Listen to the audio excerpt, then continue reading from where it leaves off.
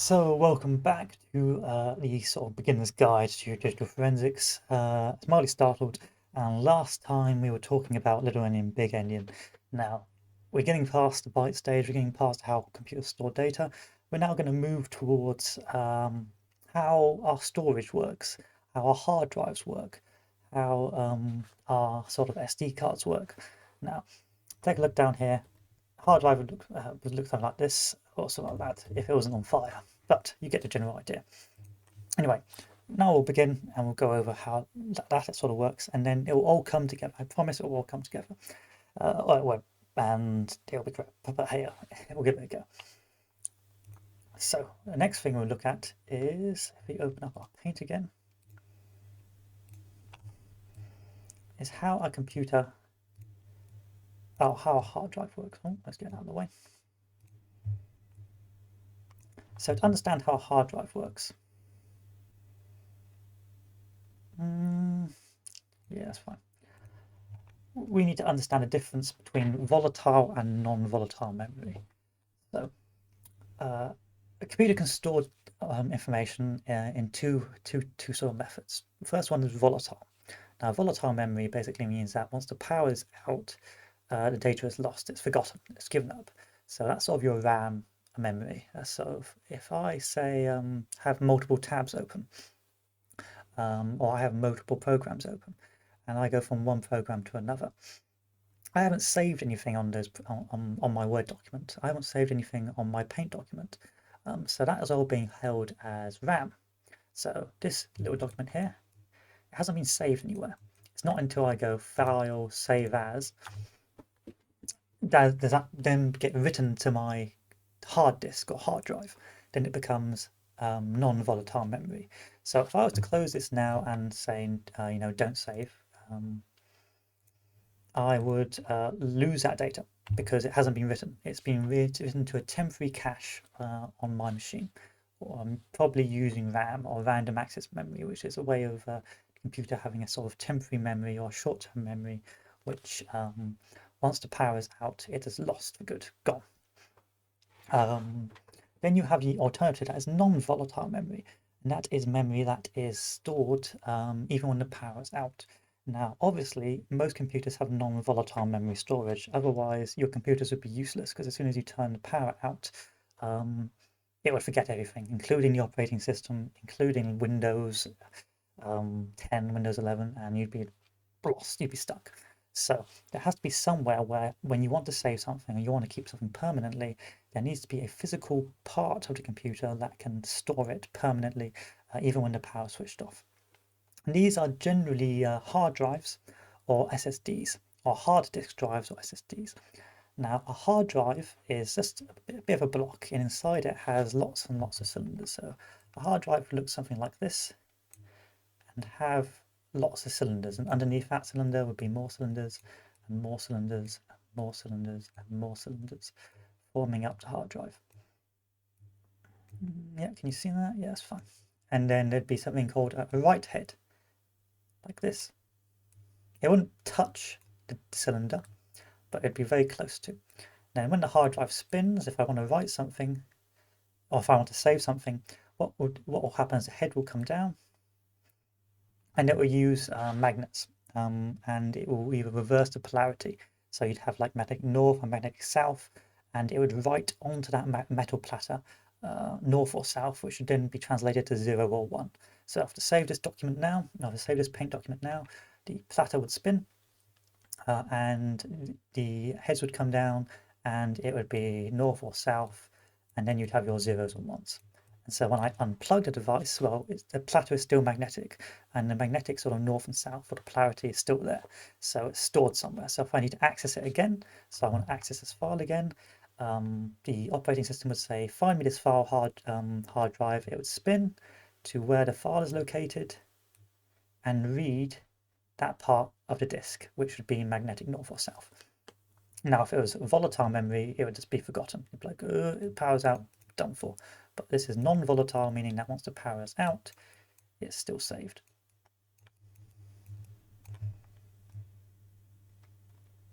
Yeah. The other one which is now becoming more prevalent, is SSDs. So if we go new and click don't save. So an SSD looks something more like almost like a wooden solid state drive, which is a block. So SSD solid state drive. And inside has lots of these little chips. Now, instead of using platters, what happens is it uses magnetic gates. And what that means is that there's little gates on the chip. Little gate. Of course, this is just a basic understanding. And if I want to save something to that chip, or that tiny little microchip, the gate either opens, and that becomes filled with electric charge or electron charge, and that becomes a 1, or it doesn't, and it stays a 0. And all those little electrons, all these little gateways get either on or off, flagged on or off, and that becomes bits and bytes. That becomes your 1s and 0s that form your bits, that then form your bytes. And then when the power is off for your SSD, well, those flags or those gates are still open and closed, and that means that when you power the device back on, the reader on the SSD reads it and goes, all right, this gate's open, that's a 1, that gate's closed, that's a 0, and so on and so forth. Again, very basic understanding. You don't need to know your ins and outs. You just need to know that SSDs and hard disk drives have non-volatile memory. And sort of volatile memories like your RAM, cache data. Now, that's a way of generally understanding that this is a way of storing data over the long term. Now, the question is, how does a disk organize that data? How does it arrange that data? So, a hard disk drive, when it is first made, is given something called a low-level format. So, if we take a look at our hard drive, we see our little circle here. That's the cylinder. Now, if we imagine the cylinder as just one cylinder, the low-level format by the makers will then assign it sectors, or little chunks of the disk. Of course, these chunks would be minuscule, but for your own reference, these will be all equal size as well, so even though it looks awful. And this sector, or this little chunk, will have a certain number of bytes to it.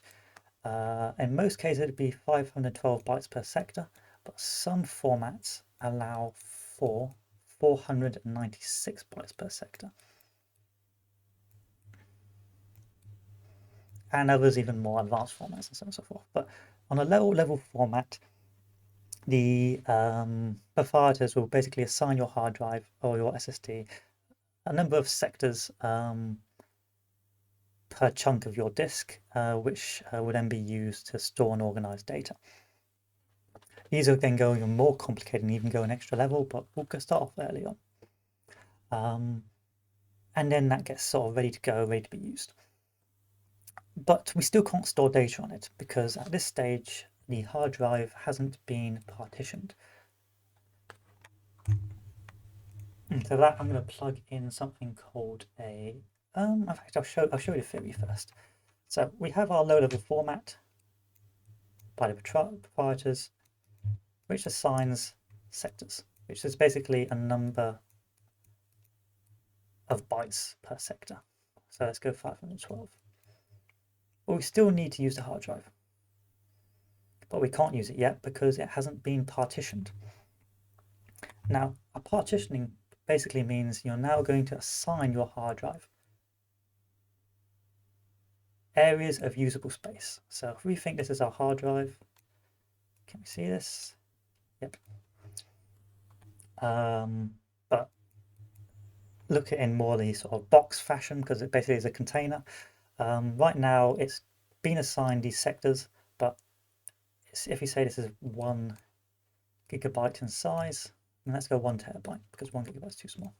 Now let's go 1 gigabyte. It still can't be used yet by our machine. And the reason why it can't be used yet is because we haven't ordered our hard drive. Basically, we haven't told the machine almost like how almost where to start reading it, where to begin, the manner in which you read it, and this is called partitioning.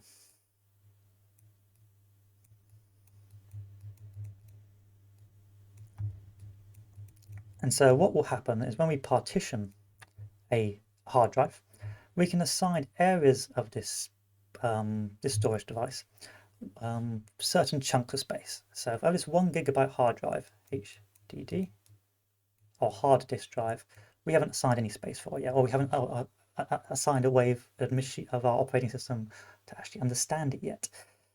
So we now need to break it down. So for example, we could say this part can be used for Microsoft recovery. This part can be used for our everyday files. And this part we can just leave empty.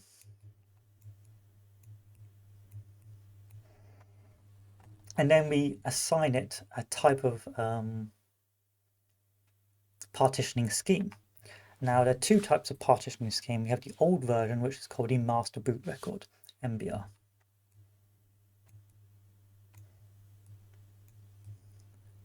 But the problem with MBR is that it can only really partition up to 2.2 terabytes.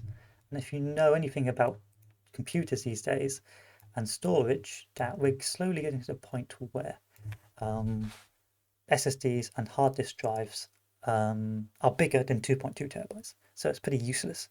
So the solution to this was GUID partitioning. Now I can't remember for the life of me what GUID stands for, so I'm going to do a bit of Google forensics and tell you.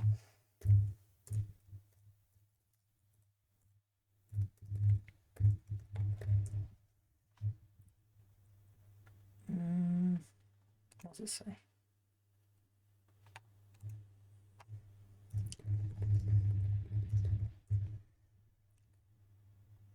Globally unique identifiers, apparently. Apparently it's a globally unique identifier. Apparently so. Now, GUID allows us to basically to partition larger disks. I think it can go up to like 18 petabytes or exabytes. Let me just again do some Google forensics.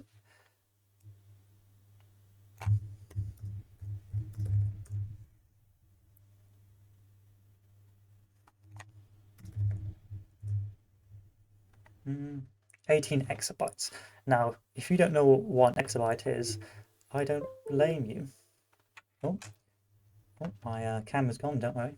Just turn it off. I don't blame you because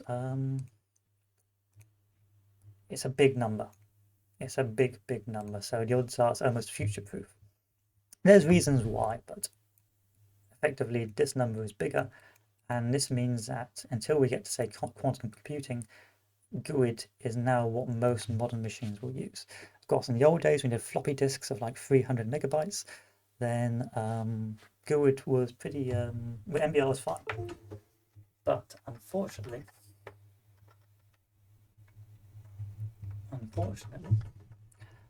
it's no longer fine because now our space is getting too big.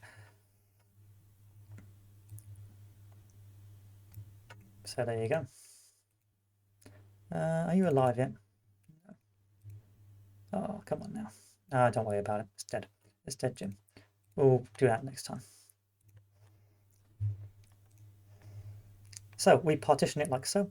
And then we'll probably give it a good partition scheme. So now we've basically assigned chunks of our hard disk drive for certain purposes. We assigned some of it, or sometimes Microsoft assigns itself a little recovery partition. We've assigned another chunk of that space for files, and we've just left the rest of the space to be empty. Most cases, most machines won't have any empty space, but it's still a thought to be considered. But can we use it yet? No, we can't, because at this stage, now we've assigned our physical disk.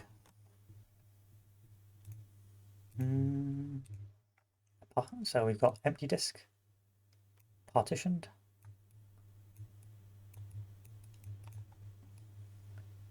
chunks of it,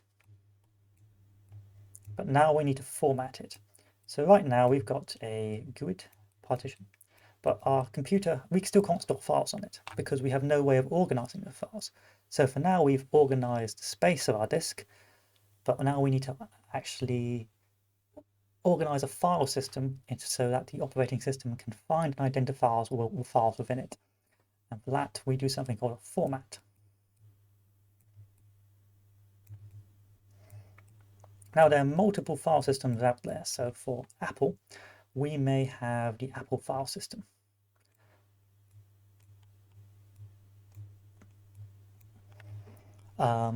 APFS. For Windows, we have something called a new technology file system, which is NTFS. Or we can have the old system of, or the other systems of exFAT, FAT32, MS-DOS FAT. But effectively, all we're doing is giving it a file system, a way of organizing and recovering files. So we can give it, say, NTFS file system. And now we can store, and now we need to assign it a drive letter. So now we go to a machine, our machine will be able to identify it, and then we're going to give it, say, the E drive letter. And then we can start storing stuff in it. Now, what does this mean for us digital forensic investigators? Well, if we, oh, let me just move this over for you so you can see it a bit better. Oh, no, there we go. Nope, this one. Let's put this there and let's hide the calculator. We don't really need it now, do we?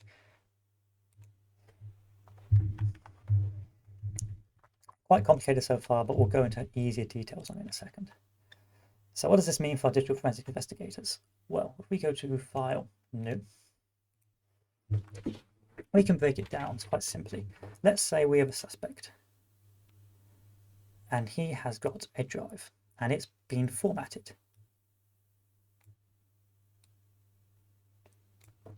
So stuff.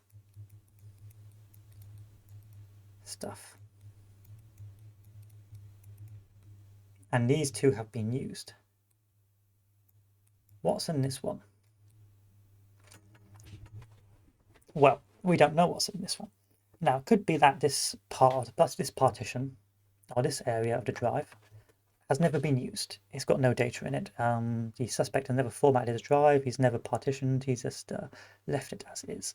However, if, let's say, he had originally had his disk drive or hard disk drive or the hard drive partitioned like this,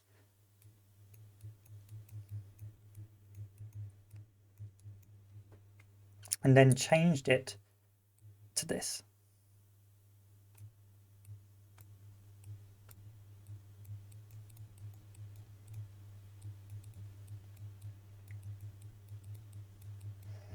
there is the possibility of data still remaining over here, because this area of the hard disk drive has never been touched or used since. It's never been overwritten, it's never been interacted with the device. And so what this means for us digital forensic investigators is that if we can identify what areas of the disk the suspect has used, we can also potentially find out if lots of evidence, any areas that's not been used, or a new partition. In simpler terms, if I can explain it more simply, I know it's digital forensics, but it's quite simple, quite complex. If the user has initially worked on his hard drive, like this, and he's just used the whole space of a disk for one partition, but then formats it later and changes it to something like this, but has left this area unused, we may find evidence of the time when it was like this. Because this area is now off limits, the user is no longer using that area, but the data is still in there. The likelihood of this is quite low, but when it comes to, say, defenses, let's say if someone has said, that data wasn't mine, I got this device secondhand, it was formatted, we can then understand if the data is all over here, then perhaps the user never knew it existed. Perhaps the user never interacted with this data, because how many people actually go into the unused, can actually know how to get into this area? Very few. So in the case of, say, like a second-hand machine, so I think it's quite an interesting case. It was a CSAM case. It's an historical case. And this guy was being investigated. And he said, I had no idea what, I've never touched that stuff. I've never found what's on there. I've never even touched it. I don't have no access to it. And I have no idea I got it second hand. So the investigators went in and looked at the partitions. they saw that the suspect had it partitioned almost like this, and they had stuff in here. And all the bad stuff was over here. All the nasty stuff was in here. But the user never accessed that nasty stuff. It was inaccessible to most users and to this person here. Never seen it, no evidence to indicate it.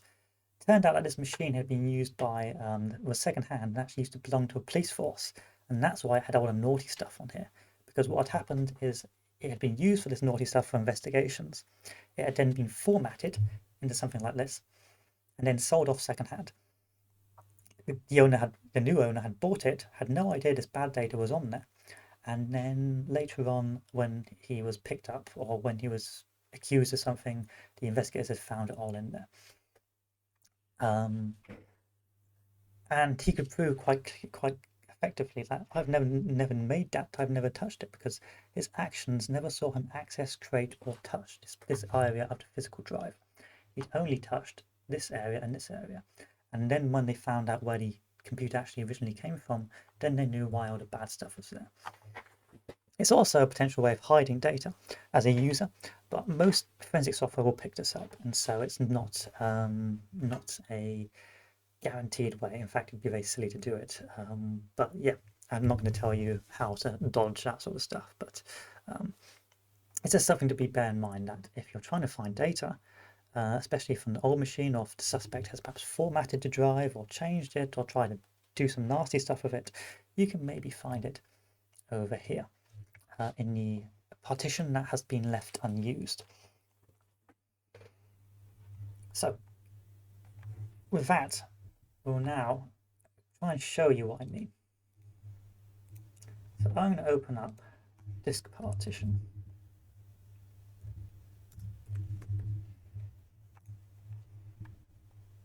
And then I'm going to try and show it to you. This is going to be more interesting than Paint, I promise you. Hopefully.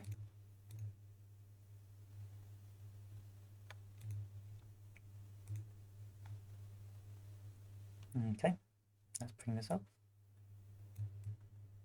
There we go. And then let's open up my disk partition. So I've opened something in disk management for Windows, and this will show me my different storage devices. And you can see my SSD, and you can see my portable SSD. So you can see here with my portable SSD, disk 1, we have got one partition, and that one partition is the entire space of that drive, and that is 931 gigabytes of data. But we can see up here 4 different partitions for my drive that's actually in my machine. So what's happened is the disk has been partitioned, or my SSD has been partitioned into 4 separate chunks. So 4 areas of my drive have been assigned data storage chunks. It's almost like you're making a box within a box, or you're dividing your box into different chunks. So in this case, my main SSD has been broken down into 4 chunks. So the total size is like 953 gigabytes. That's the whole box. But my box has been partitioned to have 4 smaller boxes inside of it, or 4 chunks of it inside of it, divided into 4. You can see here the healthy FE system, which is almost like a recovery system. The actual storage of my drive, where I keep all my files, my operating system, my recovery in case anything goes wrong, and another partition over here. Now, what's in this partition? I have no idea, but it could be anything. Could be anything. Then underneath here, we have my portable hard drive, which just has one box, one partition, and it's the whole area of data. Now, what I'm going to do is I'm going to plug in a USB stick.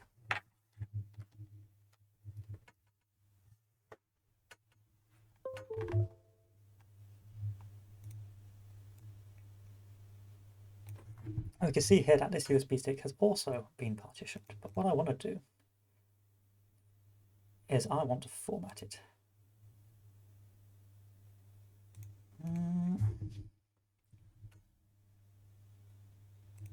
Do I want to format it? I think I just want to like do a full new partition.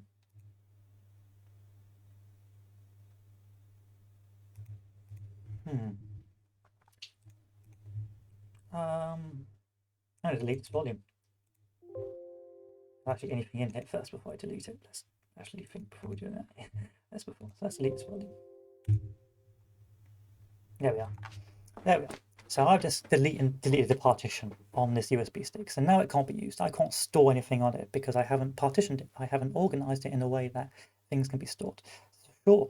Now if I plug this in, Windows File Explorer is going to be like, there's nothing on here. Do you want me to format it? Or do you want me to partition? I know it's there, but I can't read anything in it. So before I can actually use that USB, I need to actually partition it. So for that, I need to create a new simple volume.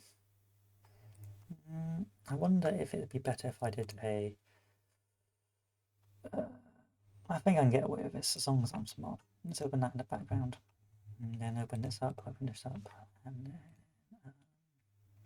I'm going to do a desktop capture. I'm going to have to be a bit clever on this. I don't want you looking at my desktop too much, you know. Tiki. Let's take a look. Display capture. Okay. And then if I open this, there we are. And I'm going to make this smaller for you. So, there you go. And there we are. Yeah, I'm going to put paint up as well because I don't want it melting your mind. There we are. So now I want to actually partition and basically prepare it to be used.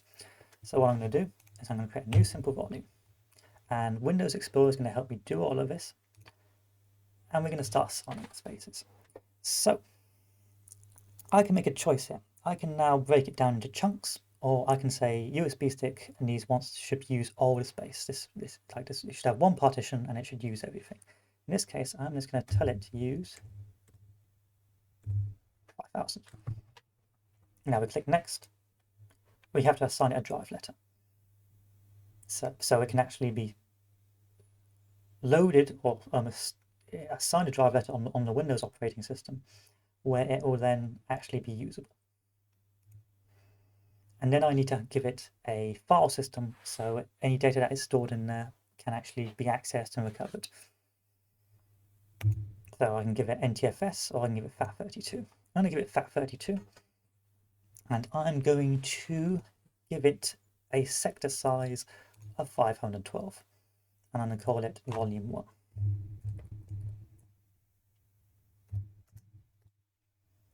And I'll do a quick format. We'll go into details about quick format and full formats later, but there you go. Yeah, finish that off.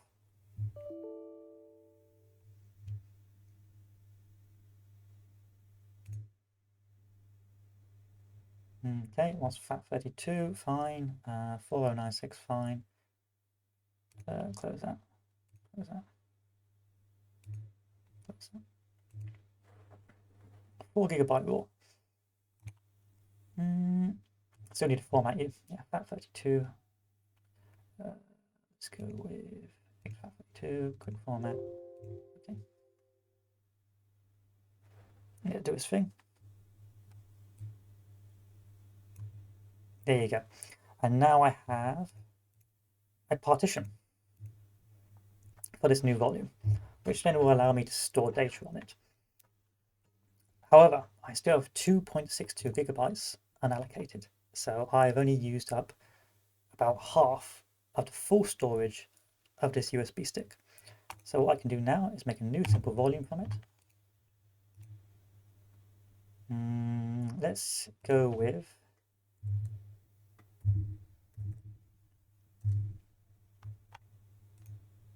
let's assign it a drive letter E and let's make it NTFS. Let's call it NTFS. Let's give it the default allocation size and go next.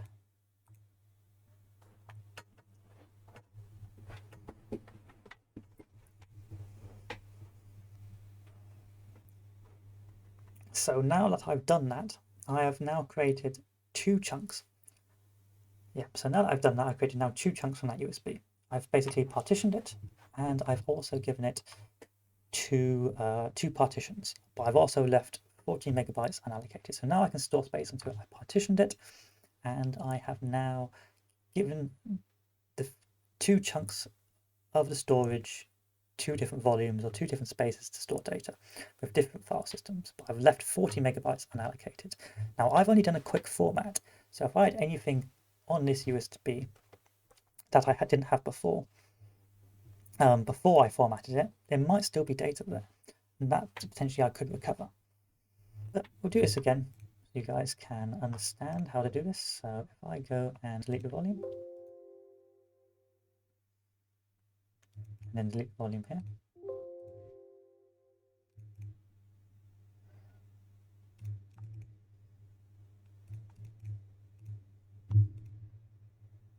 and let's do a full volume, assign a drive letter, give it FAT32, and there we are, my full space. We can also do something called creating a virtual hard disk. So if we create a virtual hard disk, we're going to store it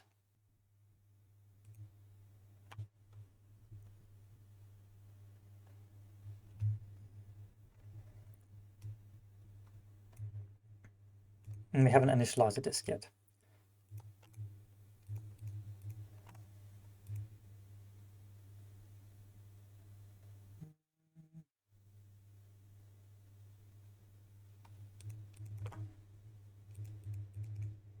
So we're going to initialize a disk, and then we need to give it a partition scheme. So we can do GPT.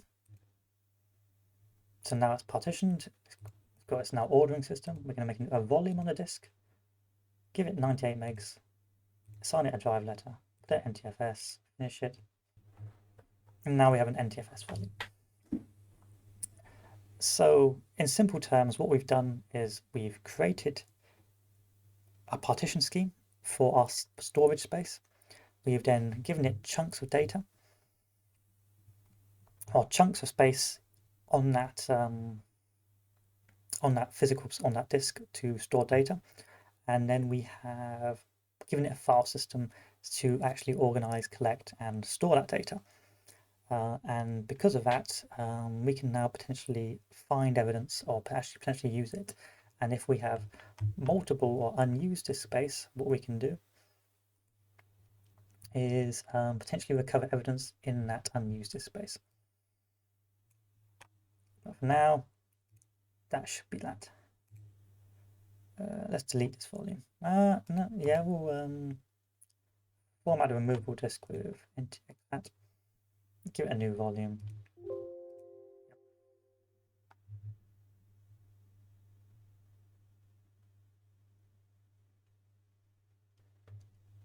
Okay, now it's exFAT, and we're just going to delete this virtual hard disk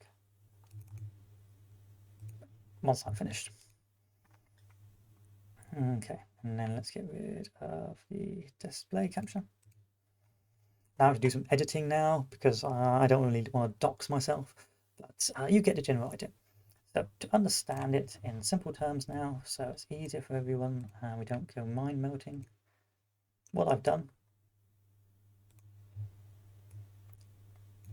is we had our disk, we partitioned it with GPT, we then formatted it, and gave it some chunks, and then we formatted it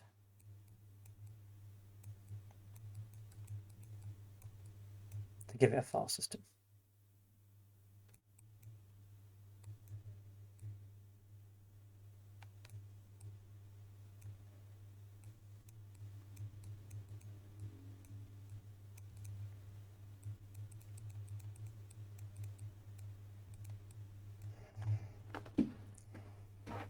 And this means that now the disk can be used.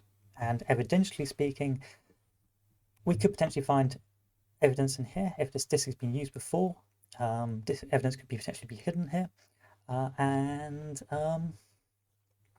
it is a way for us to potentially recover valuable information. that could be on that disk, or the software can do it anyway. In any case, that is the end for sort of disk partitioning and disks. SSDs pretty much function the same, although they physically store it differently. And what else? Oh yeah, and um, that's how a disk is prepared for use. So that's it for today.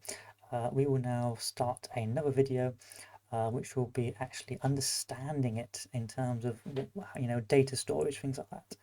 So stay tuned, and then we'll start breaking it down. Cheers, thanks, bye.